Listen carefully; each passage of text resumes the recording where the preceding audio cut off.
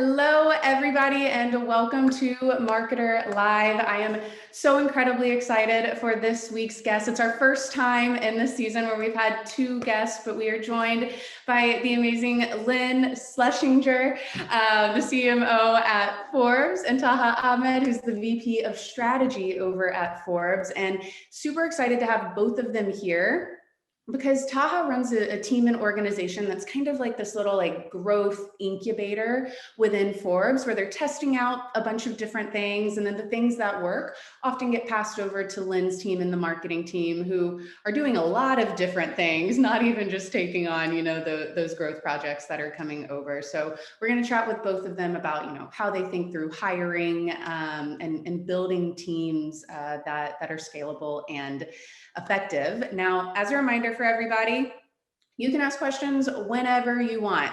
So you can start asking now, you can ask a little bit later. I'll remind folks as people start, continue to join and come in. And then of course, thank you to our sponsor, the Webby Awards. They are helping us to really try to figure out, what the future of work looks like for marketing teams and for creatives in particular, as teamwork's really important, collaboration's really important. So anyways, very excited to have folks here and begin diving in. First question, which I ask everyone first and foremost, and Lynn, maybe let's start with you, and then we can move over to Taha.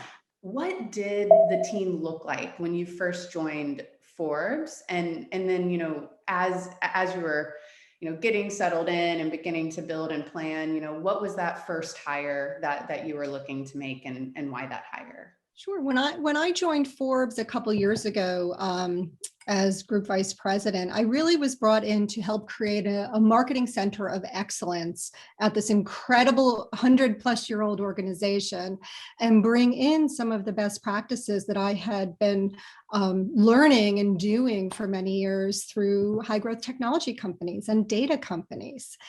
And when I got to Forbes, there was one person on the team, one incredibly fabulous brand marketer, and had the remit to really create a brand and demand team from the ground up. Wow. Which was an incredible opportunity, but also really hard. I hadn't thought about that ahead of time. But what was difficult is finding a group of people for relatively defined jobs, but that needed to have the agility and ability to work and collaborate and actually create this new team within Forbes. So we looked to fill 4 roles really, really quickly, and blessedly, it all worked out. Awesome. So how big is the team today? 5 or? Well, we've gone through many iterations. The brand and demand team, which we started with, is, are we up to 10 or 11 people now? The brand and demand team has our brand team people focused on what makes Forbes magical. Also part of that team is our marketing operations and demand gen group, which includes marketing operations, demand gen, activation of paid social campaigns, activation of lead generation campaigns, and of course, all of the data, technology, and marketing tech stack that we align with our sales group. Oh my goodness. So those first 4 hires you said were decently undefined. Like how did you go about building out job descriptions and finding folks to fill those roles if you weren't exactly sure what you needed?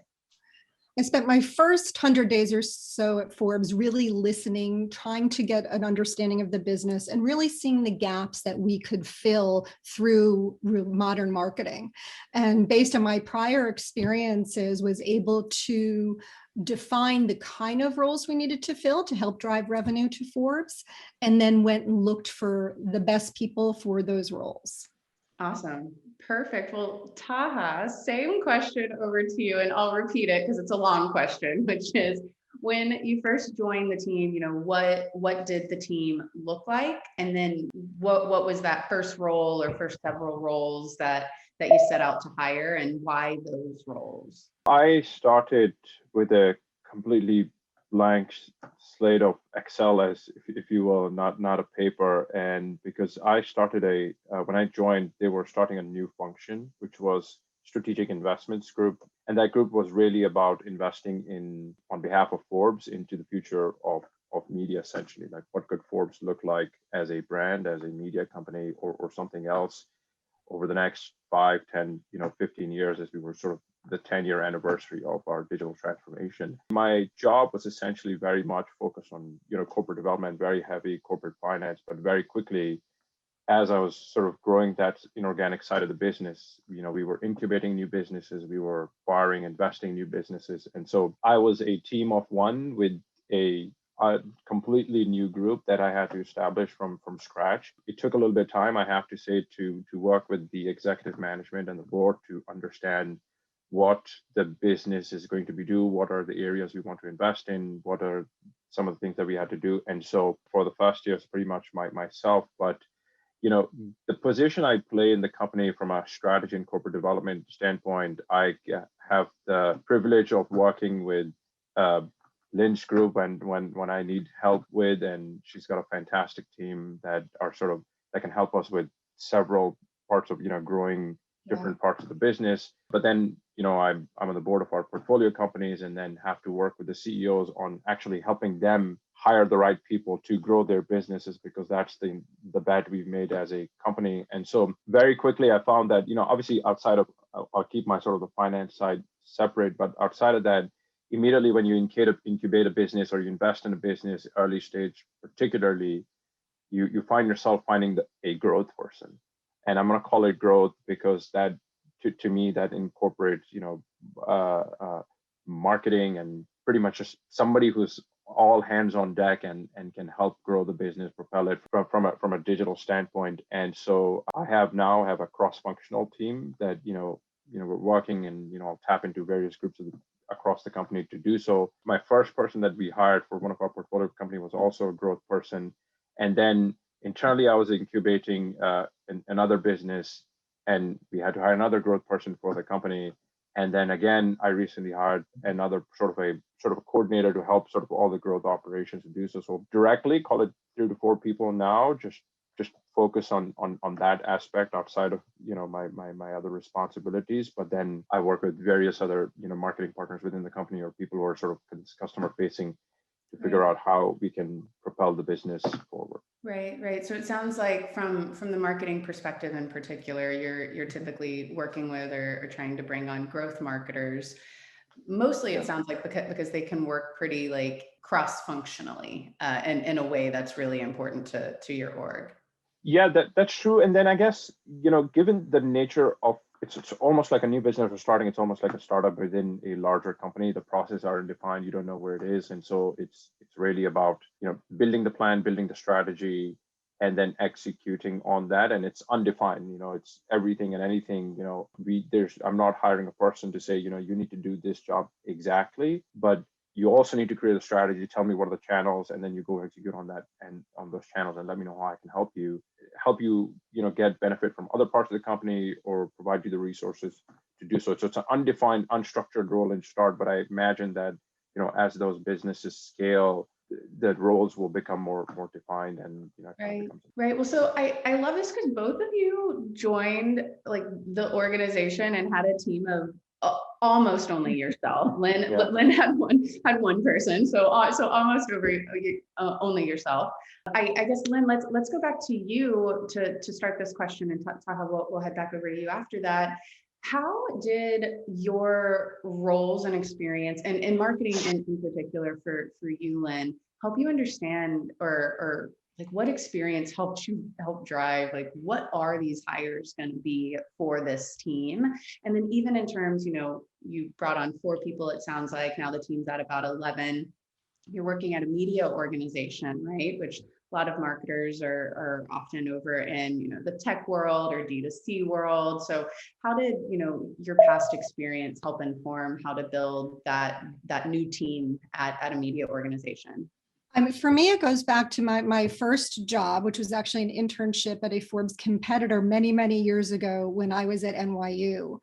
So I had experience in publishing, in promoting events, in all of the elements of getting a publication out the door. And all those years ago, it was a much more manual or less digital process, certainly, than it is today.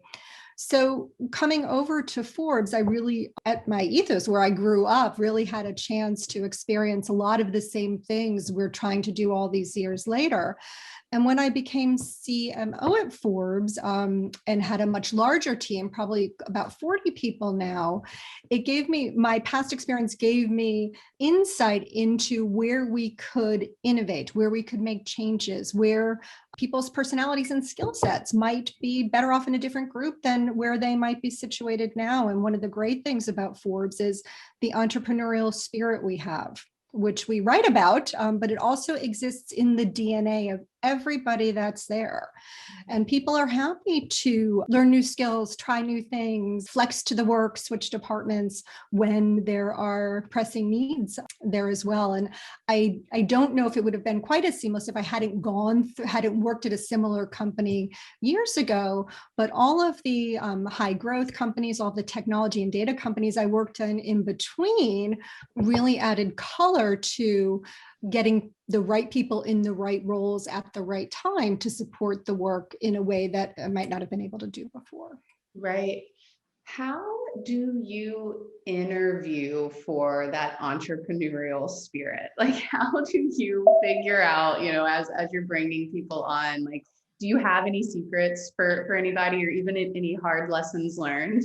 I think interviewing is very challenging, and certainly having to do it only digitally right now has added to that.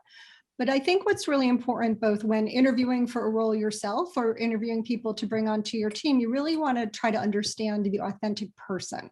Skills can be taught. Many skills can be taught, but I look for what drives somebody, what makes them excited, how have they overcome prior challenges, what have they given a try that maybe not has worked out before?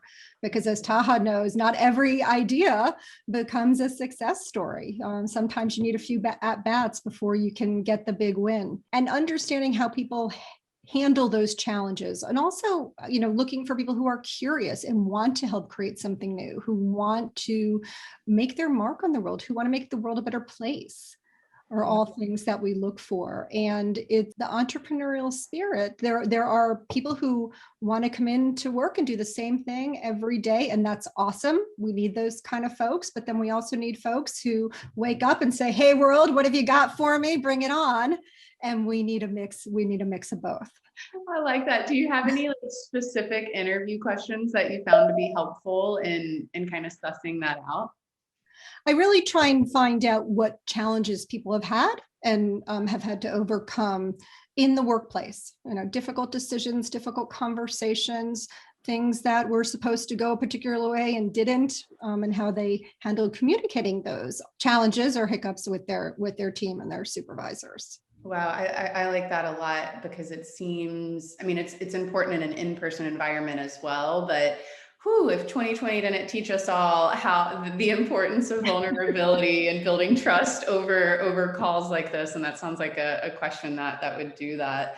Taha, okay, same question to you. I'm going to ask it again because it's a little long and yours is a little bit different, but as you were building your team, was, what experience were you bringing with you? It sounds like you're on the board of a variety of different startups and help others figure out, who to hire in what order, all of that jazz. And you're kind of running like a little startup within Forbes anyway. So can you talk a little bit about, your past experience and how that helps you understand how to hire, who to hire, when? I definitely do not have the right background to hire a marketing person, that's for sure. And just given I haven't been in a marketing environment. But one thing I do say that I feel that I believe gives me a kind of an edge is that, given I'm in a more strategy role, I always have an eye on like where the business is going on and where the business needs to go in terms of the future, and have an expectation of, the revenue drivers and the cost drivers of the business. And that helps me inform what are the levers that I need to pull in order to be able to achieve that achieve that target, and as well as advise our CEOs and partners and several people in our team internally to be able to help them see, like, if this is the direction you want to go to, these are the types of people you would need, or these are the areas that you need to fill up very fast to do so. And I think that mindset had helped me hire the first couple of growth people that we have in the team. I've been told that I get too technical very fast, because I do think that for me, when you're a startup, you could be a little bit more generalist, and because you've got to take on a couple of things. But as the business matures, I'm looking for very specific skill set. I need this job done by the best person to do that job as well. And sometimes that means I might not be looking at the person with the most potential, but definitely look for somebody who has got the best talent to do that job. And so that's how sort of my background comes in and helps me with hiring the right person. In terms of interview tips and or sort of how I do this, and I think, as just Lynn said, Forbes is a very entrepreneurial company, and I definitely second that. Like, everybody's super entrepreneurial. You'll come across, almost every day, people have new ideas that they want to try, and just being a 100-year-old company and the type of brand Forbes has, there's no shortage of opportunities. It's always about focusing on like the things that matter the most and things we want to prioritize up front. And so ensuring that whoever that person is that we want to hire has that mindset, but has the ability to focus on the things that really matter for the particular time. I think it's just something that's important. Yeah. But one thing I always ask in sort of interviews is, and just to kind of understand who that person is, I ask what your passion is and what you've done about it. Right? If you're an entrepreneur, great. Tell me what you've done about it, and 2, 3, 4, 5 example, or your past experience. And I think that's, for me, has been the best way to figure out, if the person is truly passionate about something, and whether or not he's done something, he or she has done something about it. Taha, I think you match a lot of the people who are watching this, will be watching this, in terms of being somebody who needs to hire marketers sometimes, often, whatever, but isn't necessarily a marketer yourself. That tends to be a challenge for a lot of folks. And you talked a little bit about getting really technical, maybe with some of those growth marketers. Is that exactly how you approach hiring growth people? Like, how are you trying to suss them out, knowing that you don't have that marketing expertise yourself? Having done a couple of interviews for the last 1 year has definitely helped me understand what marketing is all about, and what are different people's and different skill sets that are available. I think one thing that has worked for me is that for the roles that I've hired, right, we've had very specific skill set needs. For example, I need a page strategist to accelerate growth, for example. And so for me, then it's about obviously the right person, right culture. But once you're done with that, the reason it gets very technical is then because I need to know that this person can deliver the ROI on the spend 100% of the time. And for that, I need this person to be able to share the right background with me. There was a time I was hiring somebody and, said, paid expert and, done all these things, and I can do this much for you. And I was like, great. And I was almost about to hire, but then, I asked those technical questions, and sure enough, the person didn't even know about optimization. And if I had a couple of experiences like that in the interview, then I knew exactly what need to ask so that I can quickly filter out that person. When I'm looking for like a strategist, who can paid is one channel, but organic is another channel, what are the different ways to do it? That's a different skill set, and perhaps more relevant to a more startup who has an idea, who has some sort of product market fit, or is working towards it, but now needs a growth person to activate all the channels that exist. I think that's a different skill set.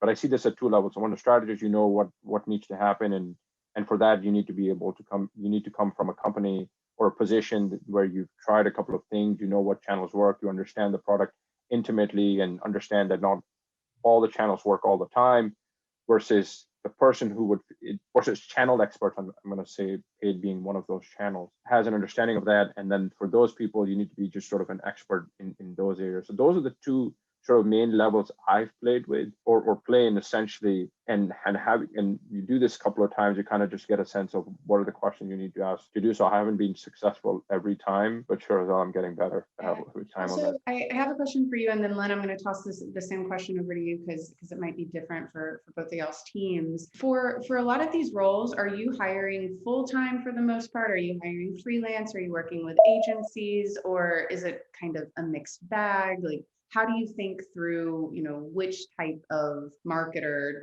to pull in, whether that's full-time, freelance, or agency help? I have preferred part-time or freelancers, if you will. And I think part of this is that, just in my experience of, you meet people, you say, that they're good at something, but it turns out they're good at something else or not suitable for that job or for that particular channel, if you will, in my previous example.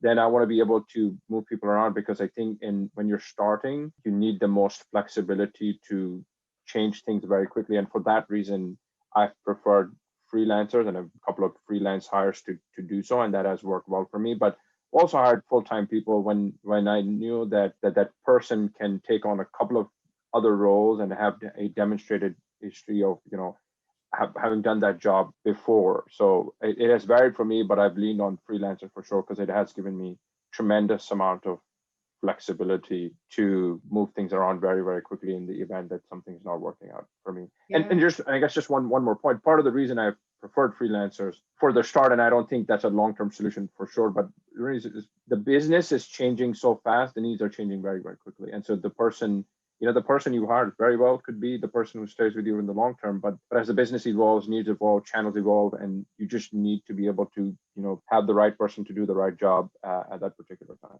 Right. So in your organization, you're testing a bunch of different stuff out, and so it's helpful to have the flexibility to turn something off if it isn't working, or invest more in something when it is. Lynn, how does that work in your organization? Do y'all work with freelancers, agencies? Like, how do you think through the full-time hire versus, a consultant, or how does that break down for you? Actually work with both. A lot of it depends on the role and how much work there is going to be in a particular role. We have found freelance support to be incredibly helpful as we try to scale up to meet demand. And if we're not 100% sure that demand is going to be with us long term. So bringing in freelance partners has really helped us fill a lot of those gaps as well. Awesome. And then this question, which I have asked all my guests, and it's, it's something that as a marketing leader, I keep a watchful eye on, which is, marketing changes really, really quickly. And there are a lot of demands on marketing teams. As a leader, and then we can start with you, like as a leader, like what are some signs or red flags to you that some of your team might be hitting their bandwidth, might be getting burned out? Like what are those signs? And then what are some ways that you handle those situations? Which is a very apropos question, considering that the last 15 or 16 months, I really look for people's ability to turn off at the end of the day or for periods of time during the day to be able to do something that they love that's just about them. Since we are working many more hours a day and week while we've been in this work from home scenario. But when I look at the team, I want to see their smiles on the Zoom. You don't have to have cameras on all day, but I do want to make eye contact, make sure they're smiling, but also try and make sure everyone's still fulfilling this culture of, yes, that's really important to us at Forbes. We're here to help each other. We're here to help our marketing partners. And when people perhaps say less frequently, we know that there might be a bandwidth challenge and we might need to consider adding resources to help us during those very, very busy times. Yeah, for sure. I mean, it is such a good point, especially I'm sure working at an organization where so many people are entrepreneurial. Working from home with your laptop always close to you gives you full-time access to continue coming up with ideas and trying to execute on them, but not always the best use of time. Taha, for you in your organization, do you have any thoughts there on red flags that a team member might be hitting bandwidth, and that can even apply outside of a marketer in particular? I think a lot of what Lynn said is definitely true for us is as well. Like you're on Zoom the whole day, and just this idea of being access 100% of the time has certainly has its challenges. I haven't particularly come across that challenge quite yet, but I think certainly there are points where we've gotten to that, and I think that happened when you've overpromised on the mandate that you think you said you can do. Like if all of a sudden like your position started servicing a couple of different people, you lose sense of priority, and you were doing an A job on one thing, and all of a sudden if you start seeing then desirable results, if you will, on a couple other things, that's a sign to do so. And I think, but just kind of relating this back to your previous question on freelance and versus full time, I think when you're on the freelance route, when your demands exceed and the person you're working with has other competing priorities, that's where I certainly hit some roadblocks there, and that was a challenging dynamic to manage. So I guess that's the downside of that. But and again, I'm always learning in terms of hiring there. The way you do this is just have a clear understanding of what the other competing priorities are for that freelancer, if you will, and just making sure that you've booked the time or you've reserved the time for that person so that you're able to deliver on the job, or that person, I should say, is able to deliver on the job that's assigned. Awesome. So I have one last question for both of you, but want to again put this out there for everyone who's watching. You can ask questions anytime, and we'll do our best to answer them. Okay, Lynn, let's start with you. I mean, you sound like you've built an amazing and fantastic team over at Forbes, which is beautiful and amazing, but also all of us have had mistakes in hiring. Can you talk through some, maybe poor experiences and some things that you've learned that you would advise others, hopefully so they don't end up making the same mistakes? It's really hard because there's no kind of performance test, right? On the job performance test in many of the different roles in marketing, right? Now there are more defined ways to test specific skills. But I think the important thing is to be respectful and honest in setting clear goals and providing clear feedback and encouragement and coaching and teaching to someone who may not be in quite the right role, either through a change in role or through a hiring process that did not quite work out. But respect is really an important part of that, right? It certainly goes both ways. I think that it's sometimes it's better to part ways sooner than later in order to not drag out someone's unfortunate experience for someone. Right. Well, and yeah, and like you said, a lot of that is just about respect, right? Having those open, vulnerable, hard conversations. The hard conversations shouldn't be had or shouldn't not be had just because they're hard, which is great. And then Taha, what about you? Anything you've learned from hiring experiences that went wrong? Expectations for me, and I think just having given clear expectation of what the job is and what I would or what the business demands from that person, I think needs to be upfront. And I've seen that there has been a couple of times when the expectations weren't clear. The person had one thing in mind, and it turned out to be something else. And I think as I'm learning through this process myself, clearly identifying and the expectations of that the business demands from that person, so that they're able to execute on that. I think what has also helped me is to be able to define some sort of KPIs in terms of what I need to be, where the business needs to be, what do you need to do to help that person. And oftentimes the first thing I've asked when the person joined is, what's your 90-day, 180-day plan, and push that person to put things on the table so that then I can provide my feedback and scale that process up very, very quickly. And that has worked for me pretty well, actually. Right. I like that. This actually reminds me that I told Lynn in the pre-show that I was going to ask this one specific question, and this leads into it really well. So I'm sorry, that wasn't the last question. Lynn, can you talk to me a little bit about onboarding? I mean, Taha, you kind of touched on it, right? For your team, you're setting, working with them to set some strategy and expectation for that first 90 days or so on. Lynn, how does onboarding work on your team, especially getting folks used to or helping them to understand a large media organization and then the expectations for their in particular role? Well, onboarding is absolutely critical to the hiring process. From my viewpoint, it doesn't end with making someone offer and having them accept it. It's really on the hiring manager and the hiring team to give everything they can to help this new hire be successful in their new role. The approach it's a little bit harder to do when we are all digital, because it's a little bit more challenging to job shadow when you can't be looking over someone's shoulder or tag along to meetings. So you have to be a little bit more focused and pre-planned. But what we found is creating a clear agenda for the first couple of weeks with 15 to 20-minute introductory conversations with some of the key players that they'll be working with, and longer conversations with their true business partners, people they're going to be hunkered down with on a day-to-day basis.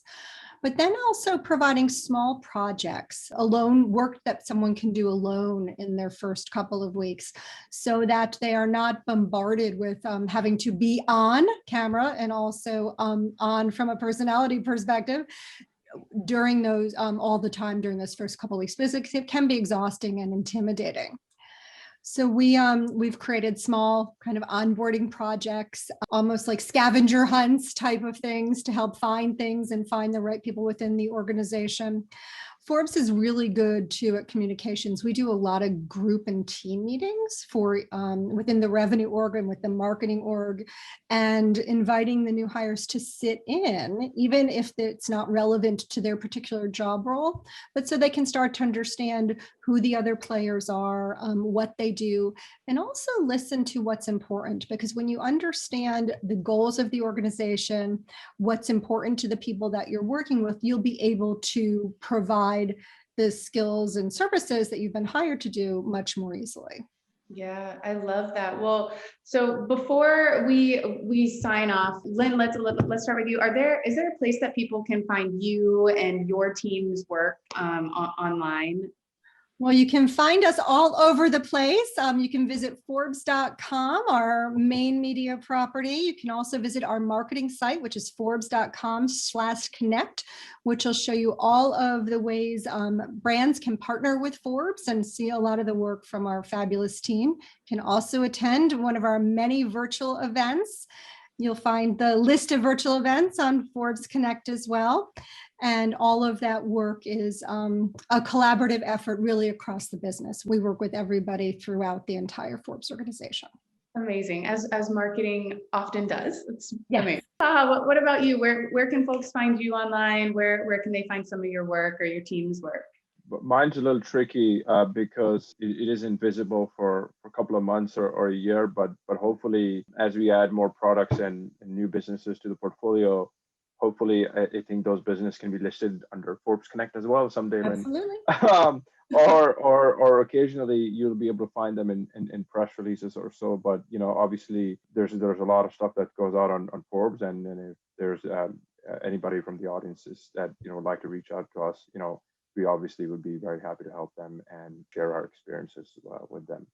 Awesome. Well, thank you so much, Taha and Lynn, for joining us and talking us through just the way y'all think about this. Again, I am just like a little bit floored that both of you, joined with teams of one almost and have grown this amazing organization. And it's also so clear that y'all have such a great partnership as well. So thank y'all so much. Really, really, really appreciate it.